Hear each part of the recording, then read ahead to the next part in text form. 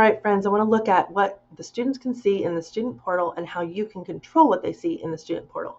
So the first thing I want to show you is that per assessment, remember, you can turn on this Assess with Student Portal toggle, which means that the students can go to the student portal to take an assessment. When that toggle is on, the students can see that assessment as long as the test ID is active.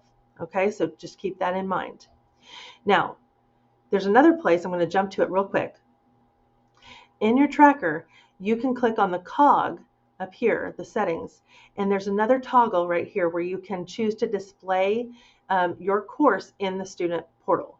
Now, if you toggle this off, nothing for your class will show up in the student portal at all, okay? But if you turn it on, you can choose which of these things the students will be able to see when they're in the student portal. So this is where you control that access for them. All right, so now I'm in as a student in the student portal. Now to get here, what did I have to do? I had to go to the Frisco ISD student portal right here, and then I had to click on the tile that says, it has the picture that says Clever, but it's labeled Applications. I had to click on that one, which took me to this Clever page, right? And then from here, they click on the Master Connect tile, and that brings them to the home screen of their student portal. Now, I'm going to walk through with you what she can see in the student portal. So this is the test that I had enabled in the student portal, and to take it, she would simply come over here and click the Start Assessment button. She could also search for a specific test by entering the student or the test ID right here. Okay? Now, we're on the home screen, so we're going to check out classes and progress reports next. Classes, you will only see these notebooks. They look a lot like your tracker icon, right? You're only going to see those if the teacher has not disabled that feature for their class in their tracker that we just looked at. Okay, so these are the ones with the toggle turned on. And I'm going to go into one class so you can see what's here. So under activity, this is current stuff. This is the current test that she has that she can start. Under assessments, it's not only going to have that current one, but it's also going to have past assessments as well. And it'll show her whether she mastered that or not. And she can click on that. And you'll see this is a document-based assessment that didn't have a document.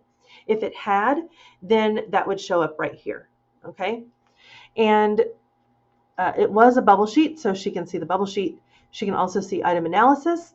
The correct answers are circled. And she doesn't see names of students like you do on your item analysis, but she does see how many students chose each one of these answer options. Okay. And then under student answers, it just is a list of her responses to these questions. And so she can compare that to the answer key.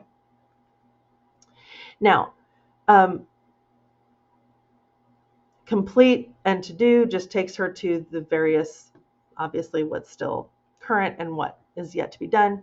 Playlists, I haven't really gotten into yet, but from what I can tell, it's sort of a thing where you can share resources with the students, mostly like documents or photos. And there's kind of a social networking aspect to this, but we'll get into that in a different video if we need to.